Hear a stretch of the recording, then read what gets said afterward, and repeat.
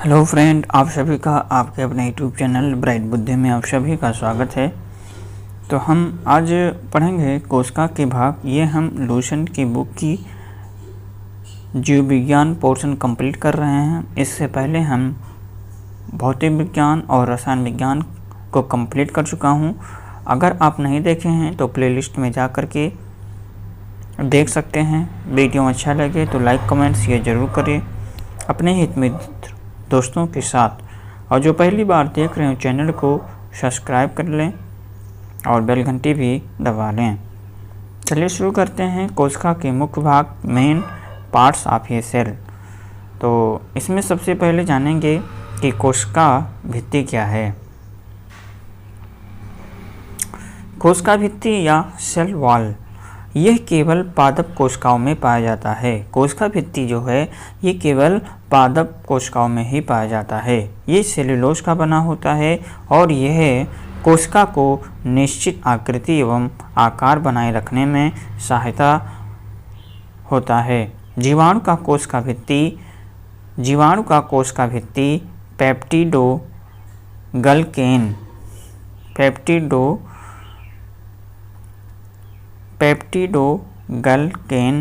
का बना होता है। अर्थात कोशिका भित्ति जो होता है ये केवल पादप कोशिकाओं में पाया जाता है, जो सेल्यूलोज का बना होता है। ये कोशिका को निश्चित आकृति एवं आकार बनाए रखने में सहायता होता है। और जीवाणुओं का कोशिका भित्ति पेप्टिडोगल्केन का बना होता है। कोशिका झिल्ली क्या है? कोशिका झिल्ली अर्थात इसे हम इंग्लिश में सेल मेम्ब्रेन भी कहते हैं। कोशिका के सभी अवयव एक पतली झिल्ली के द्वारा घिरे रहते हैं और इस झिल्ली को कोशिका झिल्ली कहते हैं।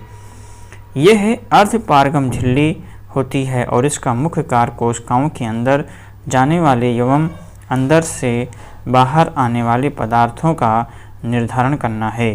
कोशिका झिल्ली लिपिड की बनी होती है और यह लिपिड घटक जो है यह लिपिड घटक फास्फोग्लिसराइड के बने होते हैं। बाद में जैव रासायनिक अनुसंधानों से ये स्पष्ट हो गया है कि कोशिका झिल्ली में प्रोटीन व कार्बोहाइड्रेट पाया जाता है। तो कोशिका झिल्ली जो है कोशिका के सभी अवयव एक पतली झिल्ली के द्वारा घिरे रहते हैं। इसी झिल्ली को कोशिका झिल्ली कहते हैं। यह अर्धपारगम झिल्ली होती है जिसका मुख्य कार्य होता है कोशिकाओं के अंदर जाने वाले एवं अंदर से बाहर आने वाले पदार्थों का निर्धारण करना। कोशिका झिल्ली लिपिड की बनी होती है और यह लिपिड घटक फास्फोग्लिसराइड के बने होते हैं। बाद में जैव रासायनिक अनुसंधानों से स्पष्ट हो गया कि कोशिका झिल्ली में प्रोटीन व कार्बोहाइड्रेट पाया जाता है। कोशिका झिल्ली का उन्नत नमूना जो है ये 1972 में सिंगर व निकोलसन के द्वारा प्रतिपादित किया गया, जिसे तरल किरमीर नमूना के रूप में स्वीकार किया गया। और इसके अनुसार लिपिड के अर्धतरलीय प्रकृति के कारण द्विश सतह के भीतर प्रोटीन पार्श्विक गति करता है। तारक काय या इसे हम सेंट्रोसोम कहते हैं। तारक काय इसकी खोज बोबेरी ने किया था और यह केवल जंतु कोशिकाओं में पाया जाता है। तारक काय के अंदर एक या दो कण जैसी संरचना होती है जिन्हें सेंट्रियोल कहते हैं। समसूत्री विभाजन में यह ध्रुव का निर्माण करता है। तो तारक काय की खोज जो है बोबेरी ने किया था और यह केवल जंतु कोशिकाओं में पाया जाता है। तारक काय के अंदर एक या दो कण ऐसी रचना होती है जिन्हें हम सेंट्रियोल कहते हैं। समसूत्री विभाजन में यह ध्रुव का निर्माण करता है। अंतःप्रद्रव्य जालिका यूकैरियोटिक कोशिकाओं के कोशिका द्रव्य में चपटे आपस में जुड़े थैली युक्त छोटी नलिका व जालिका तंत्र बिखरा रहता है, जिसे अंतःप्रद्रव्य जालिका कहते हैं। प्रायः राइबोसोम्स अंतःप्रद्रव्य जालिका के बाहरी सतह पर चिपके रहते हैं। प्रायः राइबोसोम्स अंतःप्रदव्य जालिका के बाहरी ओर सतह पर चिपके रहते हैं। जिस अंतर्द्रव्य जालिका की सतह पर यह राइबोसोम्स मिलते हैं उसे खुरदरी अंतःप्रदव्य जालिका कहते हैं। राइबोसोम्स की अनुपस्थिति पर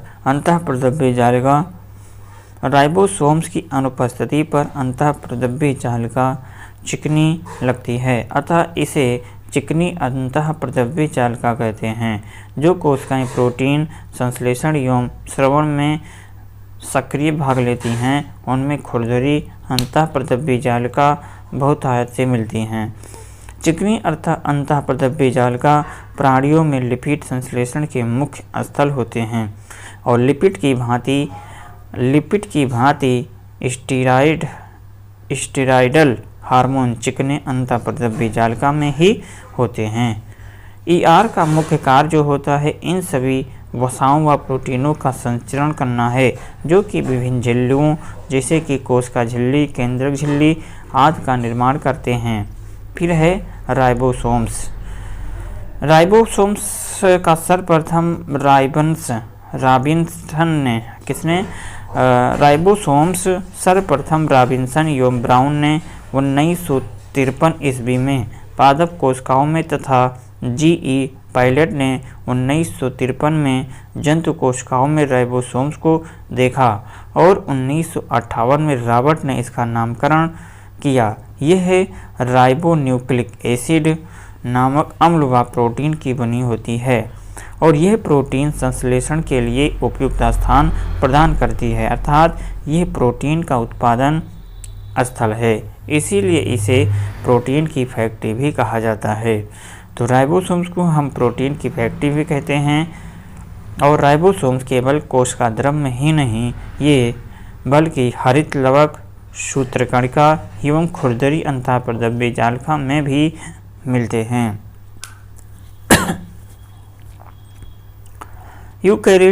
यूकैरियोटिक राइबोसोम्स 80S व प्रोकैरियोटिक राइबोसोम्स 70S प्रकार के होते हैं। यहाँ पर यस जो है ये स्वेड वर्गस इकाई अवसादन गुणांक को प्रदर्शित करता है। यह अपरोक्ष रूप में आकार व घनत्व को व्यक्त करता है। स्तनी के लाल रुधिर कण में राइबोसोम्स एवं अंतःप्रदव्य जालिका नहीं पाया जाता है। लाल रुधिर कण के द्वारा प्रोटीन संश्लेषण नहीं होता है।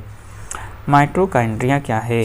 माइटोकॉन्ड्रिया की जो खोज है ये अल्टमान ने 1886 में की थी और बेंडा ने इसका नाम माइटोकॉन्ड्रिया दिया था। तो माइटोकॉन्ड्रिया की खोज अल्टमैन ने किया था सन 1986 में, लेकिन बेंडा ने इसका नाम माइटोकॉन्ड्रिया दिया। ये कोशिका का श्वसन स्थल होता है और कोशिका में इसकी संख्या निश्चित नहीं होती। ऊर्जा युक्त कार्बनिक पदार्थ का ऑक्सीकरण माइटोकॉन्ड्रिया में होता है, जिससे काफ़ी मात्रा में ऊर्जा प्राप्त होती है। इसीलिए माइटोकॉन्ड्रिया को कोशिका का शक्ति केंद्र कहते हैं। इसे कोशिका का इंजन भी कहा जाता है। इसे यूकैरियोटिक कोशिकाओं के भीतर प्रोकैरियोटिक कोशिकाएं माना जाता है। माइटोकॉन्ड्रिया के आधात्री में एकल वृत्ताकार डीएनए अणु व कुछ आरएनए राइबोसोम्स तथा प्रोटीन संश्लेषण के लिए आवश्यक घटक मिलते हैं। माइटोकॉन्ड्रिया विखंडन के द्वारा विभाजित होती है। माइटोकॉन्ड्रिया विखंडन के द्वारा विभाजित होती है। डीएनए केंद्रक के अलावे माइटोकॉन्ड्रिया एवं हरित लवक में पाया जाता है। किसमें पाया जाता है? हरित लवक में पाया जाता है। गाल्जी का इसकी जो खोज है ये कैमिलो गाल्जी, जो इटली के रहने वाले थे, नामक वैज्ञानिक ने किया था। गाल्जी काय की खोज कैमिलो गाल्जी के द्वारा किया गया था। ये सूक्ष्म नलिकाओं के समूह एवं थैलियों का बना होता है। ये सूक्ष्म नलिकाओं के समूह एवं थैलियों का ये बना होता है और गाल्जी कॉम्प्लेक्स में कोशिकाओं के द्वारा संश्लेषित प्रोटीनों व अन्य पदार्थों के पुटिकाओं के रूप में पैकिंग की जाती है। ये पुटिकाएं गंतव्य स्थान पर उस पदार्थ को पहुंचा देती हैं। यदि कोई पदार्थ कोशिका से बाहर स्रावित होता है तो उस पदार्थ वाली पुटिकाएं उसे कोशिका झिल्ली के बाहर से बाहर निकलवा देती हैं। इस प्रकार गाल्जिकाएं को हम कोशिका के अणुओं का यातायात प्रबंधक भी कह सकते हैं। ये कोशिका भित्ति एवं लाइसोसोम्स का निर्माण भी करते हैं। गाल्जी कॉम्प्लेक्स में साधारण शर्करा से कार्बोहाइड्रेट का संश्लेषण होता है, जो राइबोसोम्स में निर्मित प्रोटीन से मिलकर के ग्लाइकोप्रोटीन बनाता है। गाल्जी काय ग्लाइकोलिपिड का भी निर्माण करता है। लाइसोसोम्स की खोज डी डुबे नामक वैज्ञानिक ने की थी। ये सूक्ष्म गोल एक हरी झिल्ली से घिरी थैली जैसी संरचना होती है। इसका निर्माण सवेस्टन विधि के द्वारा गाल्जी काय में होता है। लाइसोसोम्स में सभी प्रकार के जल अपघट्य एंजाइम्स जैसे कि हाइड्रोलेजेज, हाइड्रोपेसेज और प्रोटोएसेज व कार्बोहाइड्रेजेस मिलते हैं, जो अम्लीय परिस्थितियों में सर्वाधिक सक्रिय होते हैं। ये enzymes carbohydrate, protein, lipid, nucleic अम्ल आदि के पाचन में सक्षम हैं। इसे आत्मघाती थैला भी कहा जाता है। स्तनधारियों के लाल रक्त कणिका में लाइसोसोम्स नहीं पाए जाते हैं। लवक क्या है? लवक जो होता है ये केवल पादप कोशिकाओं में पाए जाते हैं और यह 3 प्रकार का होता है: हरित लवक, आवर्णी लवक और वर्णी लवक। हरित लवक क्या है? ये हरे रंग का होता है क्योंकि इसके अंदर एक हरे रंग का पदार्थ पर्णहरित होता है। इसी की सहायता से पौधा प्रकाश संश्लेषण करता है और भोजन बनाता है। इसीलिए हरित लवक को पादप कोशिका की रसोई घर कहते हैं। इसमें राइबोसोम्स पाया जाता है। पत्तियों का रंग पीला उनमें कैरोटीन के निर्माण में होने के कारण होता है। पत्तियों का रंग जो है पीला उनमें कैरोटीन के निर्माण के कारण होता है। आवर्णी लवक ये रंगहीन लवक है। ये पौधे के उन भागों की कोशिकाओं में पाया जाता है जो सूर्य के प्रकाश से वंचित हैं, जैसे कि जड़ों में, भूमिगत तनों आदि में ये भोज्य पदार्थों का संग्रह करने वाला लवक होता है।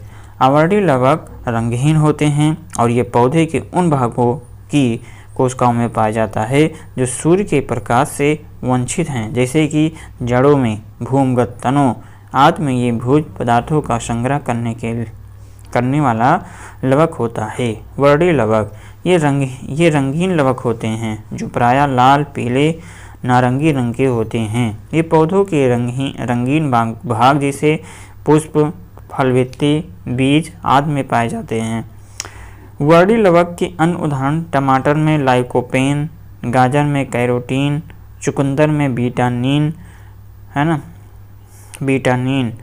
पाया जाता है। तो वर्णी लवक के अन्य उदाहरण जैसे टमाटर में लाइकोपीन और गाजर में कैरोटीन, चुकंदर में बीटानिन, ये इसके वर्णी लवक हैं पाया जाता है। अर्थात टमाटर में वर्णी लवक पाया जाता है लाइकोपेन और गाजर में कैरोटीन और चुकंदर में बीटानिन होता है।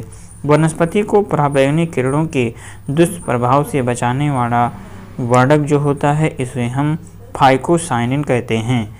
तो वनस्पतियों को पराबैंगनी किरणों से बचाने वाला वर्णक जो है यह फाइकोसाइनिन है। रसधानी यह कोशिका की निर्जीव रचना है। मतलब कि रसधानी क्या है? ये कोशिका की निर्जीव रचना है। इसमें तरल पदार्थ भरी होती है तरल पदार्थ भरी होती है रसधानी में। रसधानी क्या है? ये कोशिका की निर्जीव रचना है। इसमें तरल पदार्थ भरी होती है। जंतु कोशिकाओं में ये अनेक व बहुत छोटी होती है। जंतु कोशिकाओं में यह अनेक व बहुत छोटी होती है, परंतु पादप कोशिकाओं में यह कोशिका का 90% स्थान घेरता है। रसधानी एकल झिल्ली से आवृत होती है जिसे टोनोप्लास्ट कहते हैं। अमीबा में संकुचनशील रसधानी उत्सर्जन के लिए महत्वपूर्ण है। केंद्रक रॉबर्ट ब्राउन ने केंद्रक की खोज की और यह कोशिका का सबसे प्रमुख अंग होता है। ये कोशिका के प्रबंधक के समान कार्य करता है। केंद्रक द्रव्य में धागे नुमा पदार्थ जाल के रूप में बिखरा दिखलाई पड़ता है। इसे क्रोमेटिन कहते हैं। क्रोमेटिन नाम फ्लेमिंग ने दिया और ये प्रोटीन हिस्टोन एवं डीएनए का बना होता है। ये प्रोटीन हिस्टोन एवं डीएनए का बना होता है।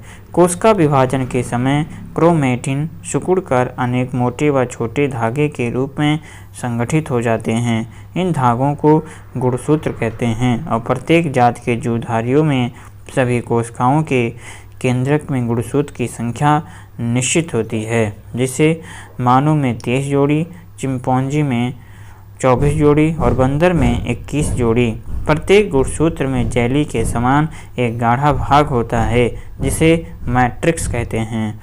प्रत्येक गुणसूत्र में जेली के समान एक गाढ़ा भाग होता है, जिसे मैट्रिक्स कहते हैं और मैट्रिक्स में दो परस्पर लिपटे महीन एवं कुंडलित सूत्र दिखलाई पड़ता है, जिन्हें क्रोमोनीमाटा कहते हैं। प्रत्येक क्रोमोनीमाटा एक अर्ध गुणसूत्र कहलाता है। इस प्रकार प्रत्येक गुणसूत्र दो क्रोमेटिड का बना होता है। दोनों क्रोमेटिड एक निश्चित स्थान पर एक दूसरे से जुड़े होते हैं, जिसे सेंट्रोमेयर कहा जाता है। गुणसूत्रों में बहुत से जीन स्थित होते हैं जो एक पीढ़ी से दूसरी पीढ़ी तक लक्षणों को हस्तांतरित करते हैं और हमारे आनुवंशिक गुणों के लिए उत्तरदायी होते हैं। चूँकि ये जीन गुणसूत्रों पर स्थित होते हैं एवं गुणसूत्रों के माध्यम से ही पीढ़ी दर पीढ़ी हस्तांतरित होते हैं, इसीलिए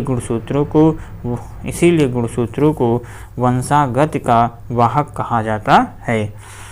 क्रोमेटिन के अलावा केंद्रक में एक सघन गोल रचनाएं दिखलाई पड़ती हैं, इसे केंद्रक कहते हैं और इसमें राइबोसोम्स के लिए आरएनए का संश्लेषण होता है। डीएनए एवं आरएनए की संरचना। डीएनए की अधिकांश मात्रा केंद्रक में होती है, यद्यपि इसकी कुछ मात्रा माइटोकॉन्ड्रिया तथा हरित लवक में भी मिलती है। डीएनए जो है पॉलीन्यूक्लियोटाइड होते हैं और डीएनए पॉलीन्यूक्लियोटाइड चैन है ना। न्यूक्लियोटाइड ये न्यूक्लियोसाइड और फास्फेट होता है और न्यूक्लियोसाइड दो प्रकार शुगर और बेस। क्षार क्या है? डीएनए में उपस्थित क्षार 4 प्रकार के होते हैं। एक होता है क्षार एडिनिन, गुआनिन, थाइमिन और साइटोसिन होते हैं। तो ये 4 प्रकार के क्षार डीएनए में पाया जाता है। कौन सा? पहला है एडिनिन, गुआनिन, थाइमिन और फिर साइटोसिन। डीएनए में अणु संख्या के आधार पर एडिनिन सदैव थाइमिन से और साइटोसिन सदैव गुआनिन से जुड़ा रहता है और एडिनिन व थाइमिन के बीच 2 हाइड्रोजन आबंध तथा साइटोसिन व गुआनिन के बीच 3 हाइड्रोजन आबंध होते हैं। 1953 में जेडी वाटसन एवं क्रिक ने डीएनए की द्विकुंडलित संरचना मॉडल प्रतिपादित किया था और इस काम के लिए उन्हें सन 1962 में नोबेल पुरस्कार भी मिला। डीएनए का कार्य ये सभी आनुवंशिक क्रियाओं का संचालन करता है। जीन इसकी इकाई है और ये प्रोटीन संश्लेषण को नियंत्रित करती है।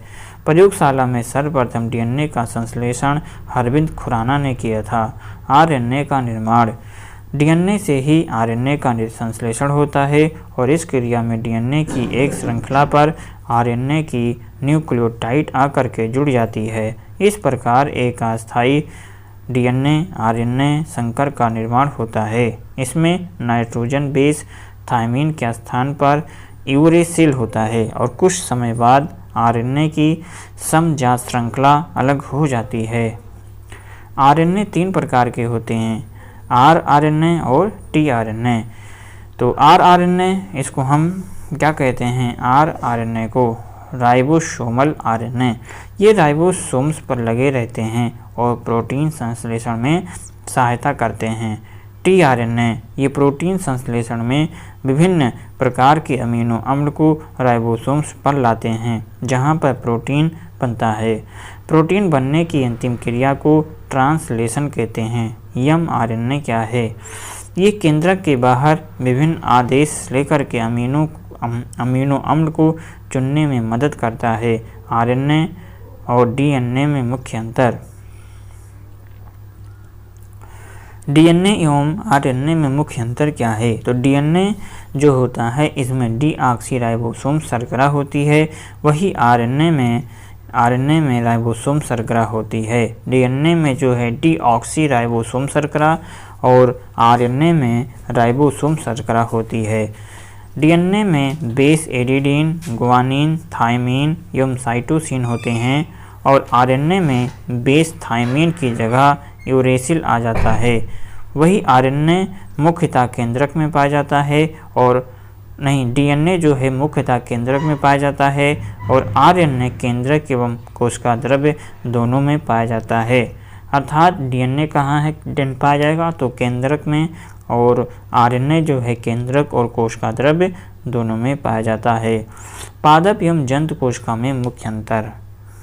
पादप कोशिका और जंतु कोशिका में अंतर।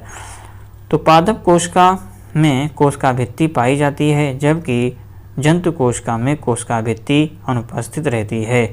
पादप कोशिका में लवक पाया जाता है, जबकि जंतु कोशिका में लवक अनुपस्थित होती है।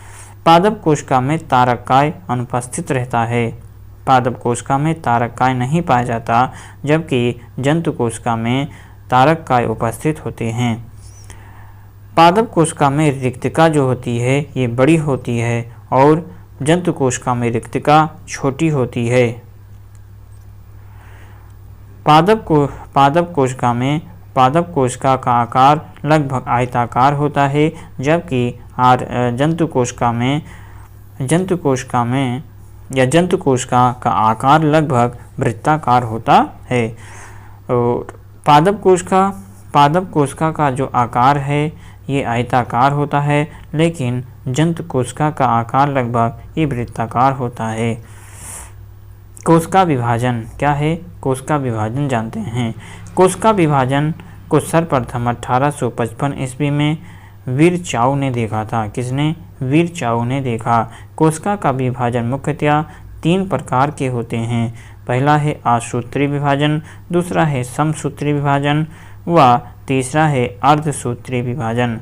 अर्थात कोशिका के विभाजन को 3 भागों में बांट सकते हैं। आसूत्री विभाजन, दूसरा है समसूत्री और तीसरा है अर्धसूत्री विभाजन। तो आसूत्री विभाजन क्या है? ये विभाजन अविकसित कोशिकाओं जैसे जीवाणु, नीले हरित शैवाल, ईस्ट, अमीबा तथा प्रोटोजोआ में होता है। आसूत्री विभाजन कहाँ पे होते हैं? यह विभाजन अविकसित कोशिकाओं जैसे कि जीवाणु, नीले हरित शैवाल, ईस्ट, अमीबा तथा प्रोटोजोआ में होता है। समसूत्री विभाजन क्या है? समसूत्री विभाजन की प्रक्रिया को जंतु कोशिकाओं में सबसे पहले जर्मनी के जीववैज्ञानिक वाल्थियर फ्लेमिंग ने 1889 में देखा था। उन्होंने ही सन 1882 में इसे प्रक्रिया को माइटोसिस नाम दिया। यह विभाजन कायिक कोशिकाओं में होता है। अध्ययन की सुविधा के लिए समसूत्री विभाजन को 5 चरणों में बांटते हैं, जो अंतरावस्था, पूर्वावस्था, मध्यावस्था, पश्चावस्था और एक लास्ट है, इसे अंत्य अवस्था कहते हैं।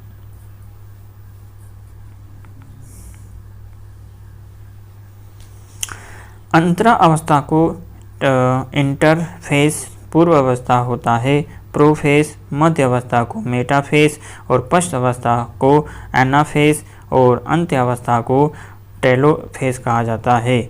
इस विभाजन के फलस्वरूप एक जनक कोशिका से 2 संतति का निर्माण होता है। प्रत्येक संतति कोशिका में गुणसूत्र की संख्या जनक कोशिका के बराबर होती है। समसूत्री विभाजन की पश्च अवस्था सबसे छोटी होती है। यह केवल 2-3 मिनट में समाप्त हो जाती है। समसूत्री विभाजन की पश्चावस्था सबसे छोटी होती है, ये 2-3 मिनट में समाप्त हो जाता है। अर्धसूत्री विभाजन जो है फार्मर तथा मोरे ने 1905 में कोशिकाओं में अर्धसूत्री विभाजन का नाम दिया। अर्धसूत्री विभाजन का नाम फार्मर तथा मोरे के द्वारा सन 1905 में दिया गया था। अर्धसूत्री विभाजन की खोज सर्वप्रथम वीजमैन ने की थी। अर्धसूत्री विभाजन की खोज सर्वप्रथम वीजमैन ने अर्धसूत्री विभाजन की खोज सर्वप्रथम वीजमैन ने किया था, लेकिन इसका सर्वप्रथम विस्तृत अध्ययन जो है ट्रांसबर्गर 1888 में किया। ये विभाजन जनन कोशिकाओं में होता है। अर्धसूत्री कोश का विभाजन निम्न 2 चरणों में पूरा होता है। एक है अर्धसूत्री फर्स्ट और दूसरा होगा अर्धसूत्री सेकंड, अर्थात अर्धसूत्री विभाजन को 2 चरणों में पूरा करते हैं। पहला है अर्धसूत्री विभाजन फर्स्ट, दूसरा है अर्धसूत्री सेकंड। अर्धसूत्री फर्स्ट में गुणसूत्रों की संख्या आधी रह जाती है, इसीलिए इसे न्यूनकारी विभाजन भी कहते हैं। अर्धसूत्री विभाजन में 4 अवस्थाएं होती हैं। पहला है प्रोफेज फर्स्ट, दूसरा है मेटाफेज फर्स्ट, तीसरा है एनाफेज फर्स्ट और चौथा है टेलोफेज फर्स्ट। प्रोफेज फर्स्ट सबसे लंबी प्रावस्था होती है, जो कि 5 उप अवस्थाओं में पूरी होती है। पहला है लेप्टोटीन, दूसरा है जाइगोटीन, तीसरा है पैकेटीन, चौथा है डिप्लोटीन, पांचवा है डाइकिनेसिस। तो लेप्टोटीन क्या है? गुणसूत्र उलझे हुए पतले धागों की तरह दिखाई पड़ते हैं। इन्हें क्रोमोनिमेटा कहते हैं। गुणसूत्र की संख्या द्विगुणित होती है। द्विसूत्र मतलब गुणसूत्र की संख्या जो होती है द्विगुणित होती है। जाइगोटीन समजात गुणसूत्र एक साथ होकर जोड़े बनाते हैं। इसे सिनेप्सिस कहते हैं। सेंट्रियोल एक दूसरे से अलग होकर के केंद्रक के विपरीत ध्रुवों पर चले जाते हैं। प्रोटीन एवं आरएनए संश्लेषण के फलस्वरूप केंद्रिका बड़ी हो जाती है। पैकेटीन प्रत्येक जोड़े के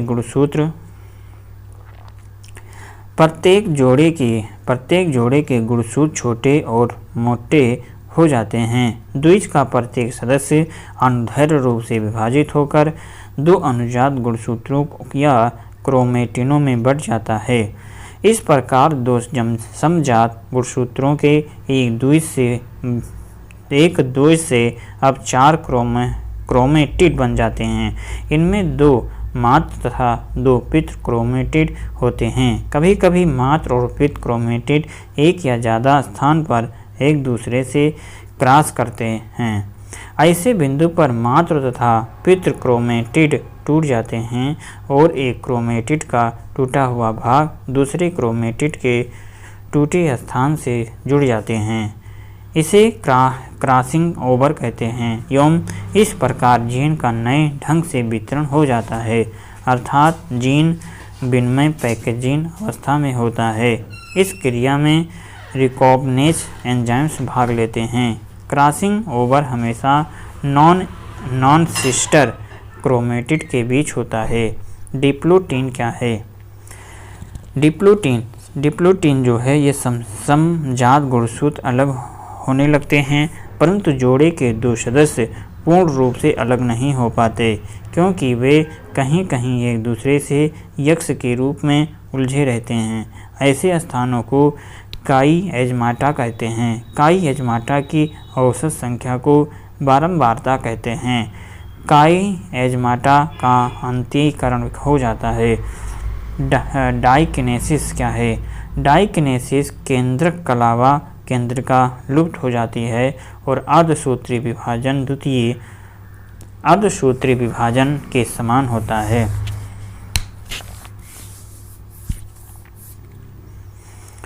अर्धसूत्री विभाजन में एक जनक कोशिका से 4 संतति कोशिका का निर्माण होता है। आइए अंतर समझते हैं, समसूत्री एवं अर्धसूत्री विभाजन में क्या प्रमुख अंतर है। समसूत्री विभाजन कायिक कोशिका में होता है।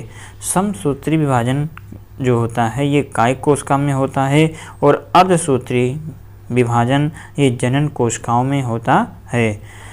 और इस विभाजन में कम समय अर्थात समसूत्री विभाजन में कम समय लगता है, वही अर्धसूत्री विभाजन में अधिक समय लगता है। समसूत्री विभाजन के द्वारा एक कोशिका से 2 कोशिकाएं बनती है, जबकि अर्धसूत्री विभाजन में एक कोशिका से 4 कोशिकाओं का निर्माण होता है।